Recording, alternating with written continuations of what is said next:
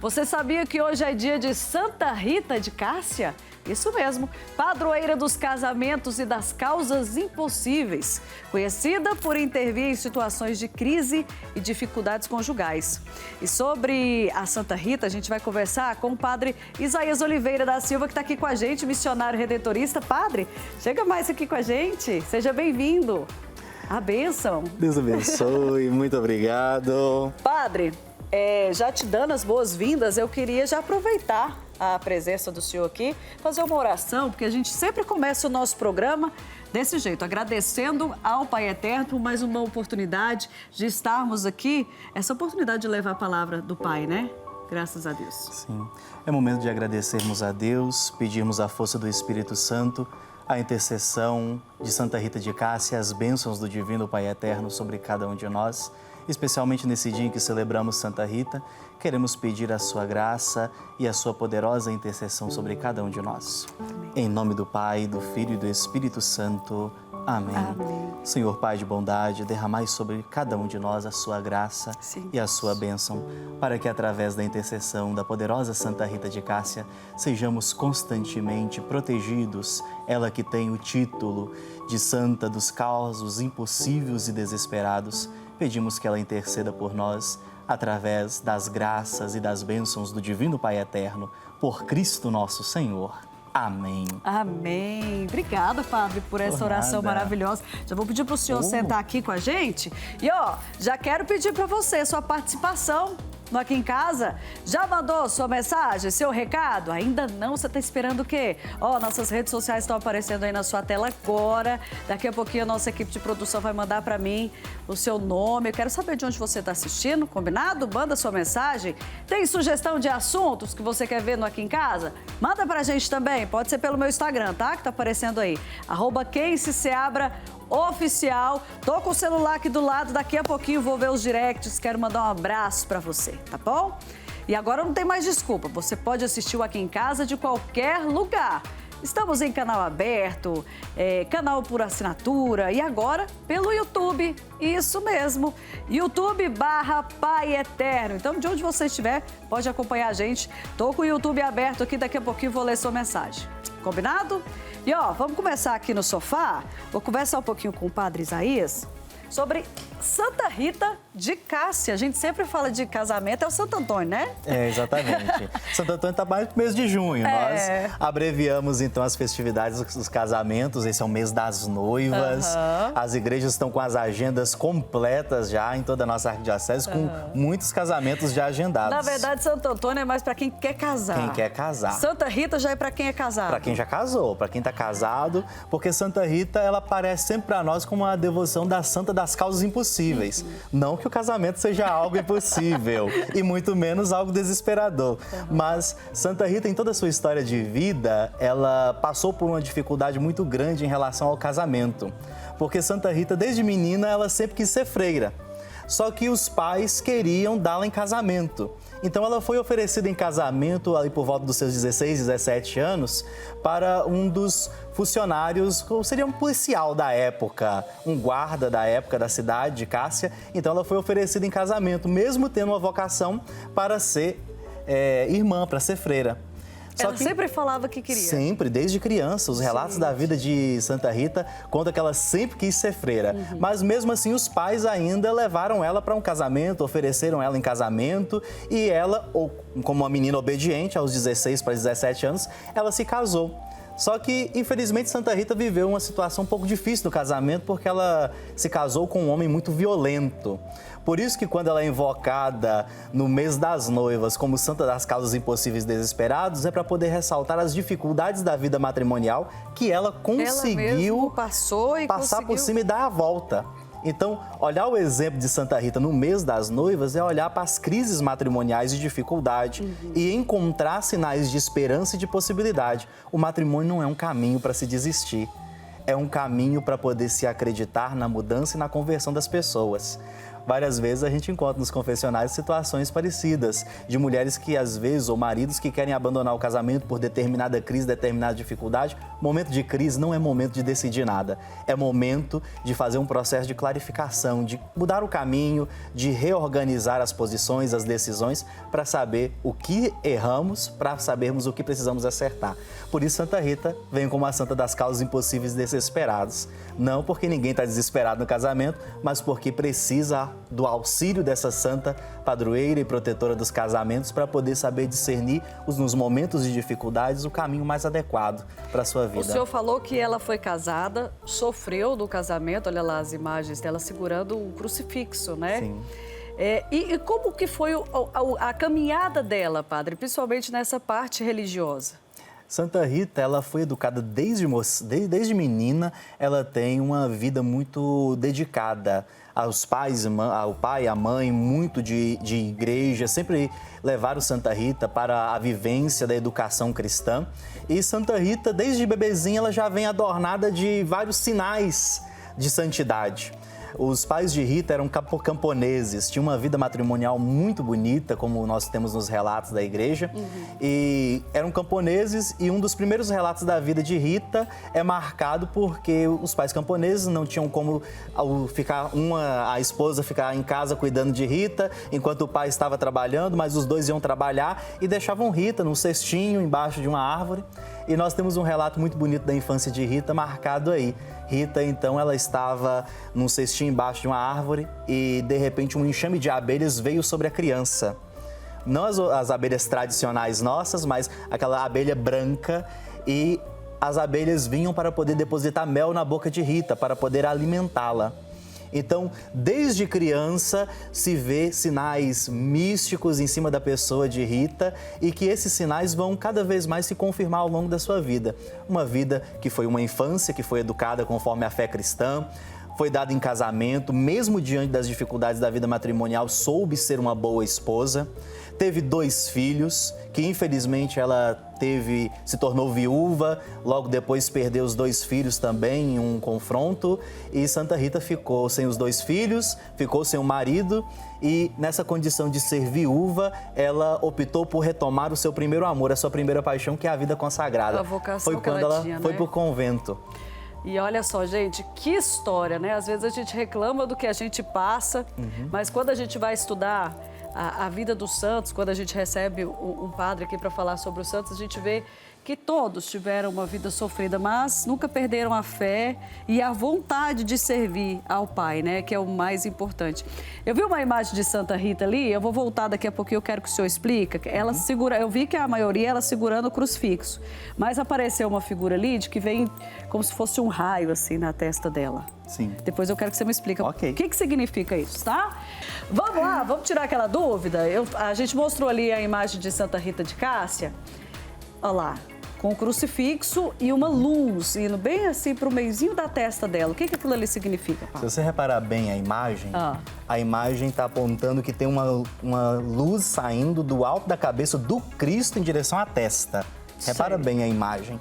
Não tem outra parte do corpo do Cristo que está... É só na cabeça na dele. cabeça. O que está na cabeça do Cristo crucificado é a coroa de espinhos.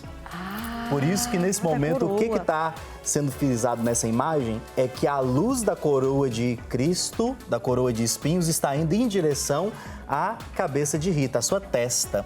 Porque nós temos alguns santos na igreja que receberam uma graça muito específica por conta de associarem os sofrimentos da sua vida às dores do Cristo crucificado. Quando nós saímos há pouco tempo da Semana Santa, na Semana Santa nós contemplamos a Sexta-feira da Paixão, aquele mistério profundo, doloroso da Sexta-feira, que o Cristo é crucificado na cruz. E as marcas do crucificado nós chamamos de chagas. Só que logo depois que o Cristo crucificado é sepultado, no final da sexta-feira, ressuscita na manhã de domingo, aí ele permanece com as marcas da sexta-feira, a marca dos cravos, a marca da coroa de espinhos, a perfuração do lado que transpassou seu coração. Só que nós já não chamamos mais no domingo de Páscoa de chaga, como era na sexta-feira. Nós vamos chamar de estigma, que é uma marca de dor glorificada, de ressurreição.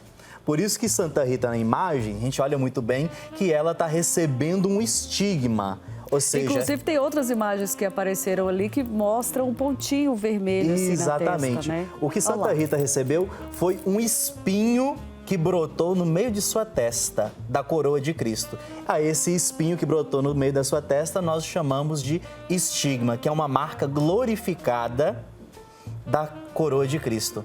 Por isso que Santa Rita, então, todas as suas imagens aparecem com esse ponto vermelho destacado, porque ela recebeu de Deus, então, do próprio Cristo crucificado, esse sinal de que ela associou profundamente a sua vida com as dores do Cristo crucificado. Nós vamos encontrar, não na testa, mas nós vamos encontrar, por exemplo, nas mãos e no lado de São Francisco de Assis, que também recebeu de Cristo essas marcas. E também vamos encontrar, por exemplo, em São Pio de Petrocina, as marcas dos estigmas em sua mão.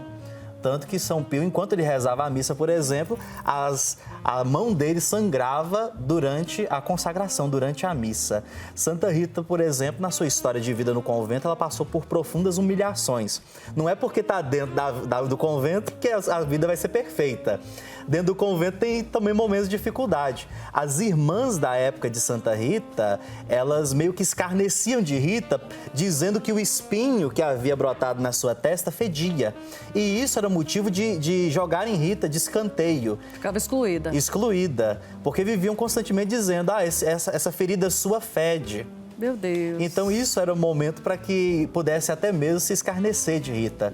Até que no momento em que Rita morre, quando ela está no caixão sendo velada, as irmãs, o relato das irmãs que estavam no convento, também das pessoas que estavam no convento e acompanharam o velório de Rita, é que de repente, do nada, começou daquela chaga, daquele estigma, brotou um cheiro tão profundo de rosas que preencheu todo o convento. Tá aí a ligação dela com as rosas, né? Exatamente. Gente, que lindo. Eu queria que o senhor falasse, o senhor falou dos estigmas, né, do que ela teve de marcas para mostrar essa ligação com Cristo, né, com a devoção dela e com a fé. Teve algum milagre associado a ela? Nós tivemos o milagre, por exemplo, do mel. Porque Santa Rita, ela é padroeira da família, das causas impossíveis, ela é padroeira dos momentos de dificuldade, das crises familiares, ela é padroeira das rosas, divide esse pódio junto com Santa Teresinha do Menino Jesus, só que ela também, às vezes, passa despercebido. Santa Rita de Cássia, ela é padroeira também das abelhas e do mel. Por causa daquele episódio que o senhor falou quando era criança.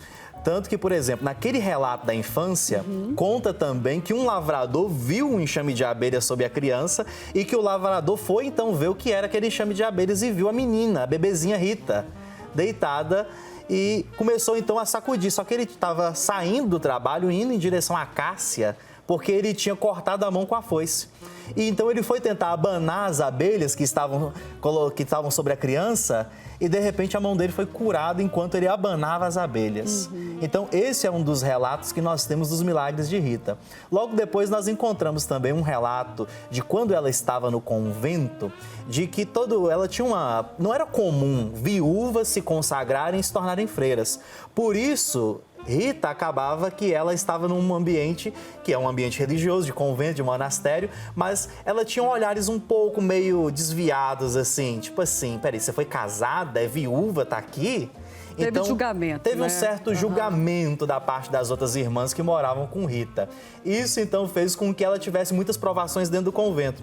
Até um dia que a Madre Superiora do convento falou para Rita, você vai ali para poder regar aquela parreira que secou, que já não estava seca mais, já tinha acabado a parreira já, só tinha um galho mesmo. Aí então, Rita, então, obedecendo a Madre Superiora, vai então para o jardim e fica um ano regando uma parreira. Que quando a gente olha, por exemplo, algumas imagens de Santa Rita, tem uma parreira nos pés de Santa Rita, para poder simbolizar justamente essa fé de Santa Rita, que mesmo ela vendo a experiência de morte que aquele galho seco estava, ela continuou um ano regando aquela parreira morta e que veio a dar fruto e que veio a dar muitas uvas. E isso, então, causou muito espanto no convento. Acredito que isso também vai muito daquela questão da gente entender a importância da obediência, obedecer à autoridade. Ela obedeceu, Exato. mesmo vendo que estava morta ali, mas obedeceu algo que foi determinado para ela e Deus honrou, né? É um testemunho de uma mulher de muita esperança. Muita esperança, Porque todo mundo muita achava que a obediência. madre estava fazendo chacota dela. Mas ela consegue, então, a partir da experiência de obediência, de esperança e de fé, ela consegue, então, realizar esse milagre que nós chamamos do milagre da parreira. E em relação a ser intercessora dos casamentos, foi devido à história que o senhor já contou, né? Do Exatamente. sofrimento que ela teve ao estar casada e conseguiu ficar e até ficar viúva. Sim, ela se casou, ela tinha por volta dos 16 para os 17 anos. Ela passou por um casamento muito difícil, mas também foi um casamento um pouco curto também, Kézia. Por quê? O casamento de Rita teve mais ou menos aí 18 anos de casada, até o momento então que ela perdeu o marido. Não foi tão curto assim, não. Foi uns aninhos, Foi né? uns aninhos de casamento. Mas perseverou até o fim, né? Exatamente, ela perseverou até o fim. Teve um processo de dificuldade, um processo de entrega, mas que com isso ela também conseguiu fazer todo um processo de santificação pessoal. Mas é bonito a gente ver que Rita tem estágios de vida. É a menina, é a jovem Rita, é a Rita que se casou, é a Rita que foi mãe, é a Rita que foi viúva e é a Rita que é irmã de Foi convento. usada em todos os momentos da vida dela, Exatamente. né, padre? Vamos conversar mais um pouquinho com o padre aqui? Padre, vamos falar um pouquinho de casamento. Hoje em dia, como que o senhor tem visto essa questão do casamento? Tem uma data específica que o pessoal procura? A gente fala muito do mês das noivas, que é maio, mas hoje em dia tem uma data assim que o pessoal procura mais? Nós temos o mês de maio, que é um mês que tem uma procura muito alta, mas eu acho que o mês mesmo que a gente zera as agendas da igreja, se você procurar hoje, você não acha mais, chama-se dezembro. É mesmo? Dezembro, se você procurar a igreja mais perto da sua casa, infelizmente, provavelmente não vai ter uma data mais. Por quê? Porque todo mundo prefere o momento, porque boa parte das vezes as pessoas chegam mais dos interiores no mês de dezembro por conta das festividades natalinas. Férias. Exatamente, as férias, e já aproveita para poder fazer o casamento. Então, por exemplo, eu estava olhando outro dia a agenda da minha paróquia, do dia 1º até o dia 17 tá cheio de casamento. Porque logo depois do dia 17 já emendam as festas de Natal, já começam as festas de Natal, as confraternizações. A Vilma tá ali fazendo assim, ó. Realmente, Vilma? É a data que mais Inclusive, teve uma moça que me perguntou assim, quando eu cheguei no estúdio, perguntou, ai, nossa, esse mês está muito cheio. Realmente, maio tem muitos casamentos, mas os meses mais cheios de casamento são os meses de férias. O pessoal aproveita, igual junho e julho agora, estão todos os finais de semana lotados. Dezembro também, até meados aí, dia 20 de dezembro, também tá cheio. Aí, Natal e Ano Novo já dá uma queda, né, padre? Exatamente. Gente, que interessante, né? Então, talvez migraram para essa data por causa dessa questão, férias, né? Do já mês de das maio, aí férias, fica com isso. medo, talvez, de não ter agenda. Vai para dezembro, aí você tem que pensar Exatamente. mais. Mas se você vai, por exemplo, na Europa, o mês de maio e junho são os meses de maior número de casamentos. Então Exatamente. fora daqui do Brasil... Fora do Brasil, por conta do nosso período de férias. Então está muito sim. associado a ele. Férias mesmo. Exatamente, que no hemisfério norte as férias são em outro período diferente do nosso. Muito bem. Padre, eu queria que o senhor deixasse uma mensagem para quem nos assiste agora, levando em conta a vida de Santa Rita de Cássia. Qual a mensagem que o senhor deixa para os nossos telespectadores nessa tarde? No dia de Santa Rita, a gente fala muito da questão das noivas, falamos das esposas, falamos das consagradas, mas às vezes no dia de Santa Rita a gente deixa passar algo muito importante na vida de Rita, que era uma viúva. Então também a gente não pode deixar de falar das viúvas também. Eu dou exemplo na minha paróquia. Na minha paróquia nós temos muitas viúvas. São 2 testemunhos que eu tenho na paróquia que eu trabalho, que é a paróquia Santa Rita de Cássia, aqui em Goiânia. É a única paróquia Santa Rita em toda a capital. Olha. E nesse dia hoje nós temos a visita de muitas noivas, temos as visitas de muitas mulheres casadas e temos a visita de muitas viúvas e religiosas. Então, uma das coisas que nós tiramos como meta na nossa paróquia é que nós realizamos uma vez por ano um casamento comunitário.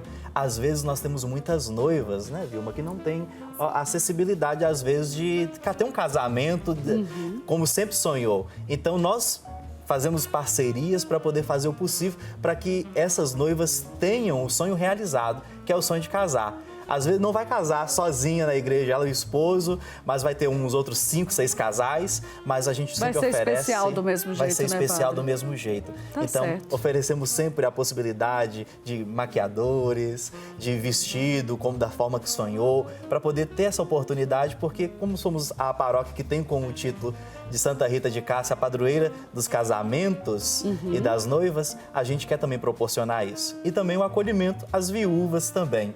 Então, Amém. no dia de hoje, se tiver oportunidade próximo da sua casa, procurar uma paróquia Santa Rita de Cássia. Se você está vivendo um momento de dificuldade, às vezes, no seu casamento, nós sabemos que nenhuma das situações da nossa vida são só flores, Verdade. tem também os seus espinhos toda rosa. Santa Rita que o diga, né? Exatamente. Então, é Tá pedir certo. Santa Rita para poder interceder. Você Amém. que deseja também visitar a nossa paróquia Santa Rita de Cássia, na saída para Guapó, hoje às 19h30 nós vamos estar celebrando a missa solene em honra à Santa das Causas Impossíveis, com a bênção da rosa e a bênção do mel. Amém. Obrigada, padre. A bênção, Deus viu? Obrigada abençoe. pela Muito presença do obrigado. senhor. Vamos comer o bem casado, viu? Vamos.